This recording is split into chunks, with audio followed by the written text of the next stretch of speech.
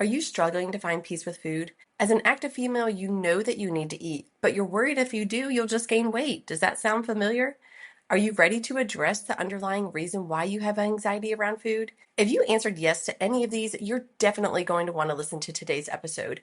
I'm thrilled to have the chance to interview Jessica Salle, a licensed marriage and family therapist associate and founder of Salle Family Therapy. After today's episode, you'll understand the underlying reasons for your anxiety around food, practical ways you can combat them, how to handle difficult situations, and how to incorporate self-compassion without having to feel ingenuine. Grab a pen and paper and take some notes. And if you have a friend struggling with this, please share today's episode with them.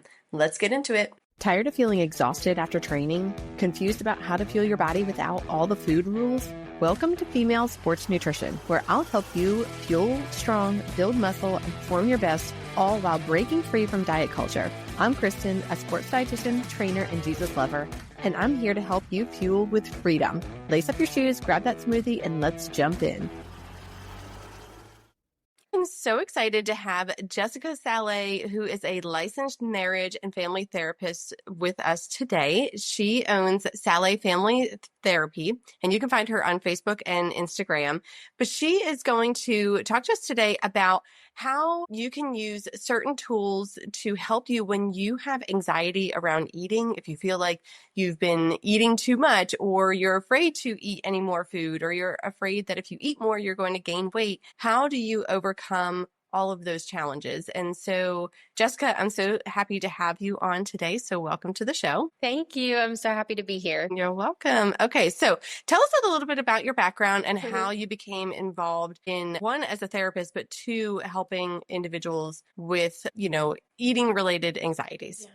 Well, I think like a lot of people, I got into therapy because I needed help at one point in my life, and I found therapy very useful. And so when I was deciding on my career, I thought, I think I'd like to do this. I'm not sure I fully understood it when I got into it, right? But I love helping people, specifically helping to rewrite unhelpful thoughts and challenge ways of thinking that are not beneficial to our lives. So I specifically use cognitive behavior therapy for that. And so in terms of eating, specifically eating anxiety or disordered eating habits, the way that I've seen that is that it is linked in with anxiety, depression, so many other things that not many people are coming to me specifically for eating, but it comes up in so many conversations for so many people. Yeah, for sure. Yeah. And I see that all the time in my practice is, working with, specifically females, but it could be anybody.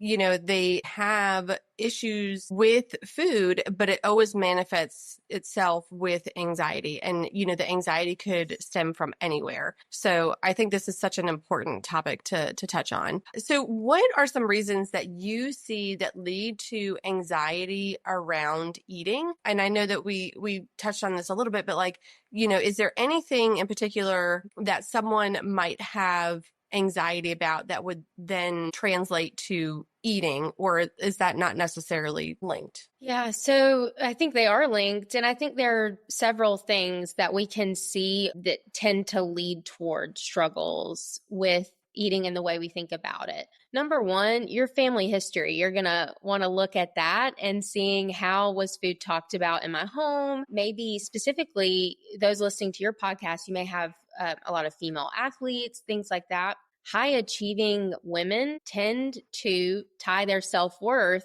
to control, perfectionism, and I understand. So that tends to overlap into eating because it's one of the only things we do every single day, right? Yes. Yeah. So it's not just family history. It's not just that I maybe have a bad body image. Now, what we see in culture in regards to body image and dieting and all of that absolutely has an effect. But I think people have probably overestimated that and underestimated how much just our own internal need for control is driving our eating anxiety. For sure. Yes. And I see that a lot. I saw it in myself, and I see it in people that I work with that, you want to be able to control everything. And so many people say, well, I don't feel comfortable going out to eat, or I don't feel comfortable having somebody else prepare my food because I want to be able to control what is in that food. And I can absolutely relate to that. Like I had have the story of back when I was struggling with my eating disorder, I went to get a salad and I was watching the person prepare my salad. It was like, one of those gas stations where they prepare food. And so I could Right. see them and they just like dumped on salad dressing and I could literally feel like my blood boiling. I was Yeah. so mad at how much salad dressing that they put on that salad. And it was like, I wanted to control how much salad dressing was on that. So I Yes. can absolutely see that.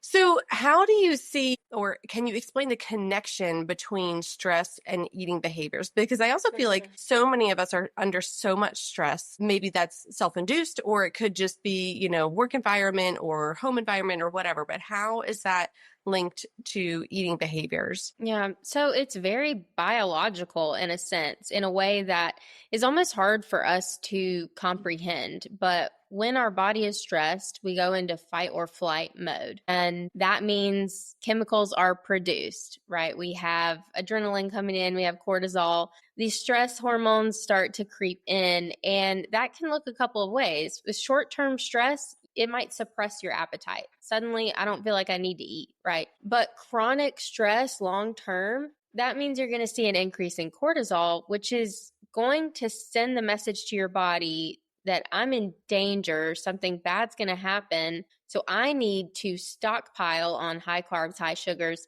those kinds of things. It's not just that your brain is broken. Your body has instincts that are there for a reason, that are Right. meant to help you, but we need to remind our body sometimes, I'm actually just in a traffic jam. I'm not about to have to fight for my life, right? And Right, that right. telling that difference is the hard part. Yes, yeah. So that makes perfect sense then how that could lead to food cravings. Mm-hmm. Usually people are craving something sweet or, a comfort food or something like that. So it sounds like what you're saying is because of that high cortisol, then that's sending that message to your brain, like I need food and I need quick digesting food, something that's going to give me energy really fast. Is that correct? Yeah, there's a really physical component to it. And then there's also just our own experiences, right? In the past, I have found this food to just be really yummy. And when I'm sad, I like to eat this. We Mm-hmm. build on those habits and they stick. So it's partly Right. biological, it's partly mental and emotional. Really, all of it's working together to create our experience. Okay. Yeah, for sure. So I'm going to ask you this next question from both ends of the spectrum.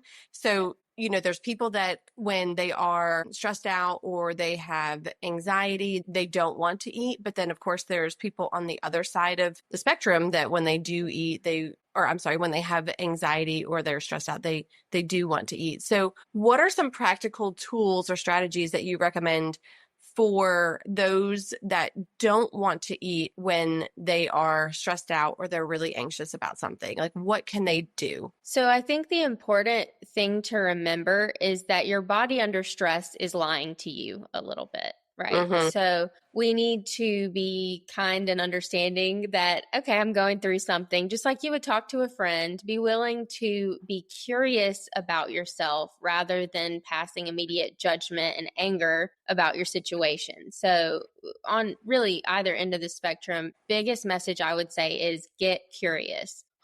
I noticed that I'm not hungry, but I haven't eaten in this many hours. That's a little strange. I must be going through something. Maybe I'm stressed. Take the few seconds to pause and really think through, when did this start? Is there some sort of stress going on in my life? Take the time to get out of fight or flight mode, and you'll find that your hunger will work itself out. But we have to have habits of doing the right thing regardless of these little feelings that come and go. Right. Yeah, for sure. Okay. And how do you feel like the same would apply to somebody that is going to eat when they are stressed out or anxious? Yeah, I think it's just slow down is the message, really. Mm-hmm. Either way, don't jump to the conclusion that, oh, I'm not hungry, I don't need to eat, or I'm so hungry, I've got to eat right now. Don't just act fast in making your decisions about that. I would say slow down, I've heard it said, moving from fight or flight to rest and digest. I Yeah. think just getting into a place of calm first, and then we'll make a decision about whether we should keep eating. If we slow down then we're able to think through, why am I doing this? When have I done this in the past? And how did I feel afterwards? Two, giving yourself the time to think, am I doing this for my benefit, or am I doing this because I'm just following an instinct? Right. So, and what are some actual tools that people can use when they are feeling anxious? Mm-hmm. What do they do to actually calm down? Yeah. Well, breathing is one of those things that when I bring it up in sessions, people always go, oh, you want me to breathe deeply again? It's one of those things that's easy to write off and say, what's that going to do? It really does something physical in your body. So Hmm. taking those few seconds to do some sort of breathing exercise. A really easy one is box breathing. It's easier for me to remember because it's just in for 4, hold your breath for 4, out for 4, hold for 4. And you're kind of going in this motion of in, out, hold. And kind of a rhythmic sort of breathing is letting your body know I'm in control, I'm okay. It's bringing those stress levels down. The other thing with breathing is if you don't want to do a specific exercise or you feel like I'm in public, I don't want to be doing something that's obviously a breathing exercise, just check your rate of inhale and exhale. Make sure that you're exhaling longer than you're inhaling. So Okay.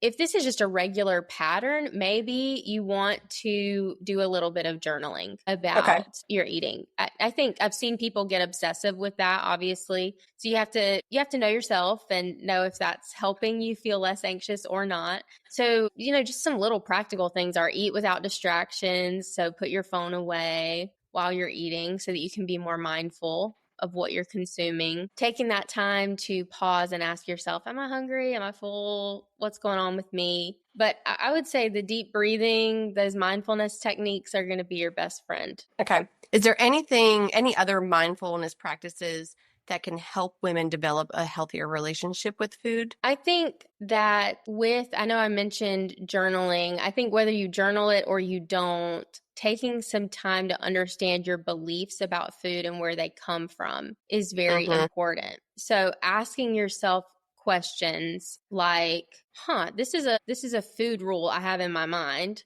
Where did that rule come from? What happens Right. if I break the rule? Anything bad actually going to happen? Asking, is this thought I'm having 100% true 100% of the time? Because we tend to go into all or nothing thinking.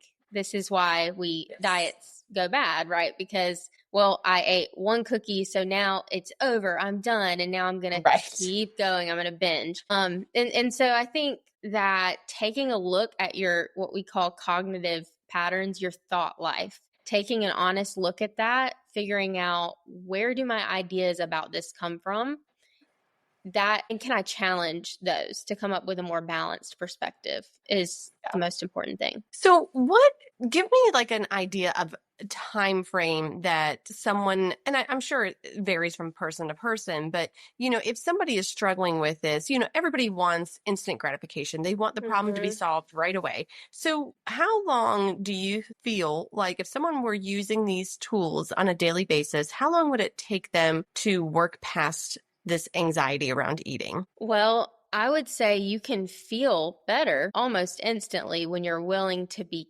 kinder to yourself and more curious about Yes, yourself.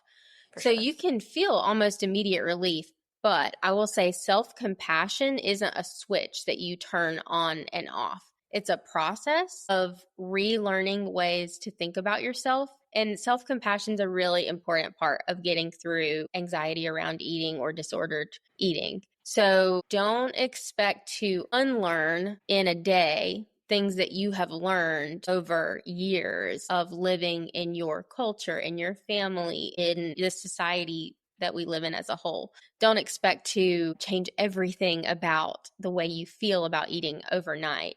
But you can instantly breathe a sigh of relief when you realize that everything might not be ruined just because I messed up this one day. Right. Yeah, for sure. So give me an idea of some other self-compassion tools that women can utilize to combat anxiety around eating. Yeah. I would say work specifically on picking a thought and reframing it because reframing thoughts is a practice. And one of the things that I feel is very confusing when I started trying all of this is how am I supposed to just go from feeling like I hate my body, I hate the way I am, Hmm. how do I go from that to I love my body, I'm amazing, I think Yes. sometimes we have this idea that affirmations are these extremely unrealistic ways of thinking about yourself.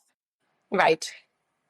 So let's start small. It doesn't have to go from I hate myself, I look disgusting today to I am the most beautiful person. It doesn't have to be that, but it can just be, I'm having some interesting negative thoughts about myself.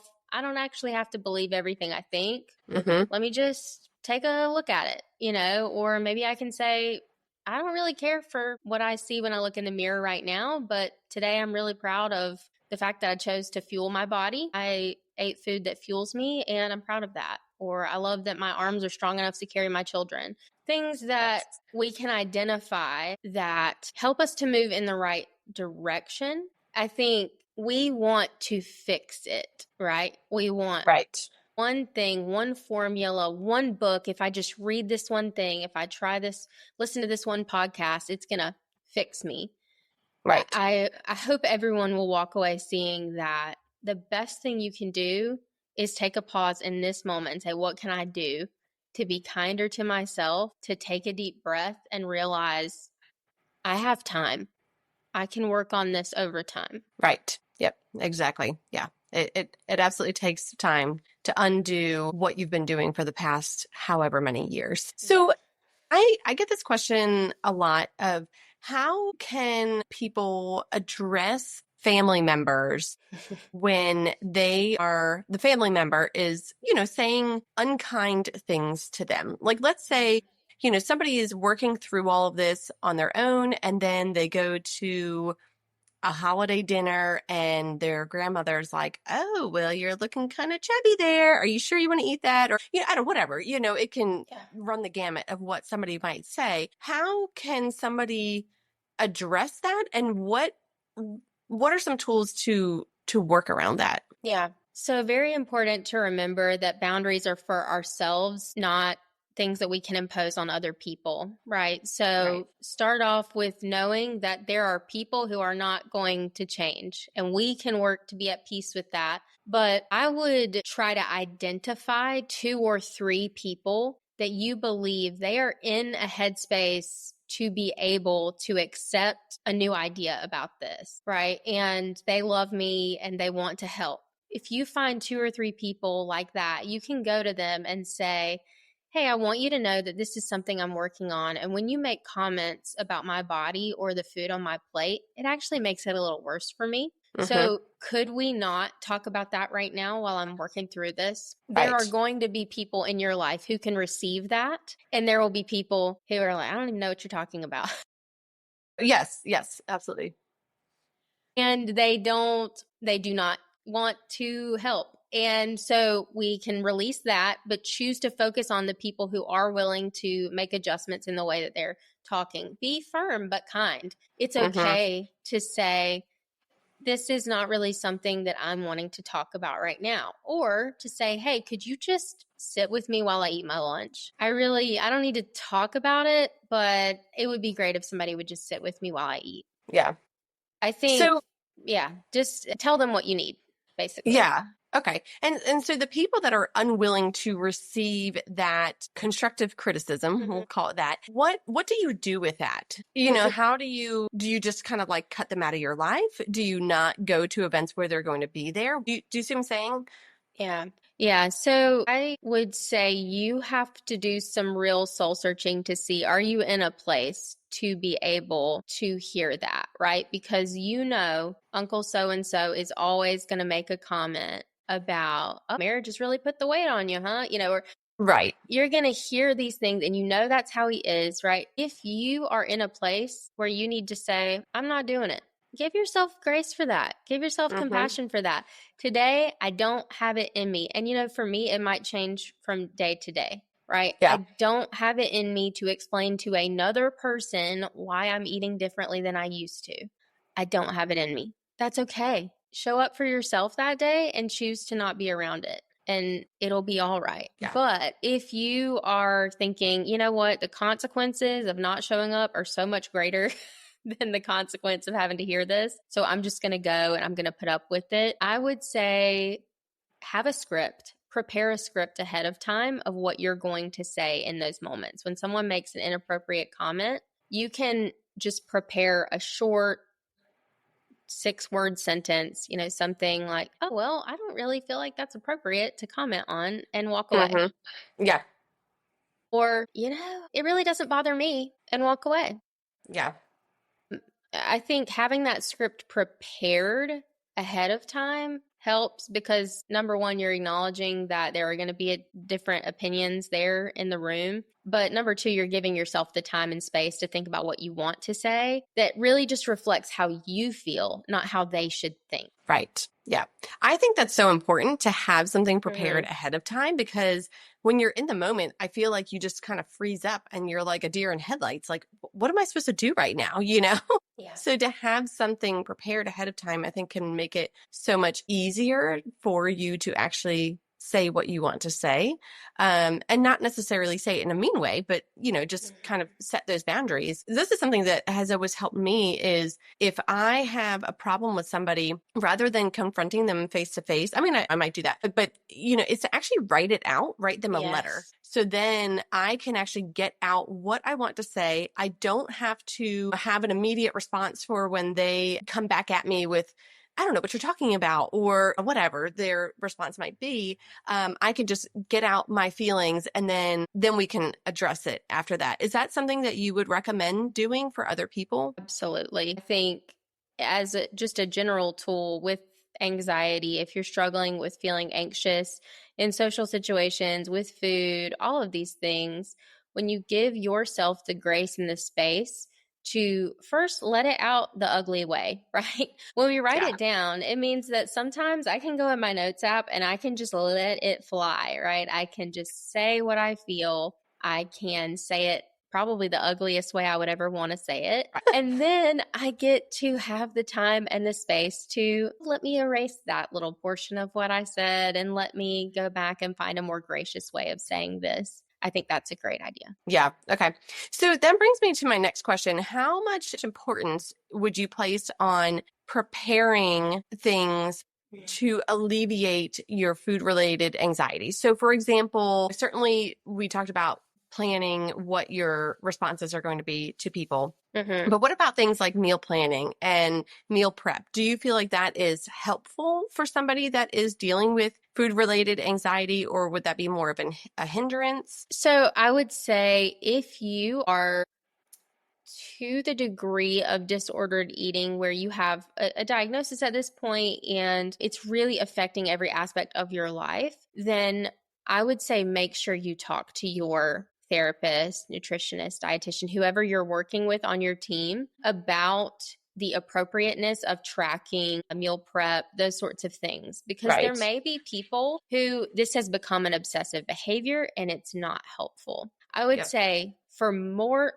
often though, meal prep and planning ahead of time is going to help take so much anxiety out of the situation. If I have 2 or 3 snacks on hand that I know are going to feel good to my body, they're going to help fuel me and feel good, and I have those ready and on hand, it takes so much decision fatigue out of it, and it helps me to make a better decision in the moment. The same with the meals. If I know I have 2 or 3 lunches that not only taste good to me, but feel good when I eat them, that is going to reduce anxiety and give me the opportunity to feel differently, build confidence when it comes to my decisions around food. And overall, I think it's a really good thing. I'm sure you probably see a lot more of that than I do, but I think it's a great thing. Yeah. Yeah. I absolutely agree. I think, it's kind of like, what is the reason behind your meal planning and meal prep? Is it for you to control every aspect of what you're putting into your mouth. And in that case, it's probably not helpful for you. But if it is to, help you out so that you're not feeling overwhelmed and feeling like you have to, prepare all these meals every single day. And now you have a million dishes to make and, whatever, absolutely I think can be a helpful tool for sure. Okay. So what are some long-term strategies for maintaining a healthy relationship with food after overcoming that initial anxiety? What can females do? So I would say number one, keep reflecting on your journey. Don't assume that, oh, I think I'm good. I don't really need to think about this anymore. Ask yourself what used to feel hard that feels easier now, and what has made it feel easier. Try to tune in to how you're doing. Keep tracking in with yourself and asking, what does peace with food look like for me right now? I would say surround yourself with supportive people and kind of you don't have to keep obsessing over food related, books, podcasts, things like that. But continue to check in. It's like I said earlier, it's one of the only things that you're going to do every single day, no matter what. Staying consistent with your eating patterns, look out for that. For a lot of people, they might be feeling really good about it, but maybe have a stressful few weeks at work, and they notice all of a sudden, oh, I'm starting to skip meals again, or I'm starting to maybe binge late at night, sometimes after work. Kind of keep an eye on those behaviors as they change. If you're able to maintain a consistent eating pattern and not skip meals, that's going to be very important for long-term management of anxiety around food and not getting yourself back into a spiral sort of situation. Also, something that this is honestly newer for me because I wasn't really taught a lot about it, but is important, is take this time now that you're feeling less anxious to learn about your hormones, just seasons of life, your cycle, how stress affects you. Take the time to learn about that, because knowing, oh, next week is going to be a tough food week for me, knowing that ahead of time is life changing. Yep. Yeah, absolutely. I agree. So are there any books or podcasts or resources or devotions or anything like that that you would recommend for listeners that they could use right now? Yeah, so I have one book that right now I'm finding very helpful for myself and for a lot of clients. And it is not specific to eating anxiety, but it is very helpful in dealing with the issues of control and coping mechanisms. And that is a very easy read, Untangle Your Emotions by Jenny Allen. It's not touching specifically on food anxiety, but for most people, this issue of control, anxiety, trying to just cope, getting through the day, doing whatever it takes, running through that drive-through, kind of taking the time to unravel those emotions is going to be one of the most important first steps. And I find that book to be an easy read, but challenging. And very easy for anyone to understand. So I would highly recommend that book and podcasts like your own, just where you hear other people talking about it, normalizing it. Right. Yeah, for sure. Okay, awesome. Now, if somebody feels like, okay, I've done all this, I need additional help, what would be their next steps? So my recommendation, honestly, would be, there are many websites out there. Some are better than others. I would say you can go to psychologytoday.com and you can put in filters for exactly what you're looking for and struggling with. If eating anxiety, it's become an everyday struggle. If you are constantly thinking about if you're having just constant food noise, or you are skipping meals regularly, it's affecting your life. It's important to talk to someone beyond just your family. It would be a good time to get help. You don't have to hit rock bottom and feel like you have an eating disorder to talk to someone about this. That's very important. So talk to your physician. Don't neglect the physical aspects of this. Therapy is important, but addressing the actual physical side of this with nutritionists, dietitians, doctors is very important to address both sides. Cognitive behavior therapy, I think, is very effective for this. So you can specifically look for a cognitive behavior therapist and someone in your area, and Psychology Today is a really helpful way to find that. Awesome. So let's say someone says, I love what Jessica had to say today. I want to work with Jessica. How would they reach you? So you can reach me at jessica@salefamilytherapy.com. You can tell me what's going on, and I'll be able to talk it through with you and let you know if we would be a good fit or not. And you can also find me on Psychology Today. Awesome. Thank you so much, Jessica. Yeah, thank you. Hey friend, if this podcast inspired you, encouraged you, or changed you, I would love for you to leave me a review and share it with a girlfriend who will find it helpful or inspiring. That is the best way you can thank me and help me share my knowledge so I can help more people just like you. I'm so thankful that you spent this time with me today, and I'd love to connect with you. Join my Facebook group, Female Sports Nutrition, or send me a DM on Instagram, or hop on over to my website, elitenutritionperformance.com. I'll see you back here next week.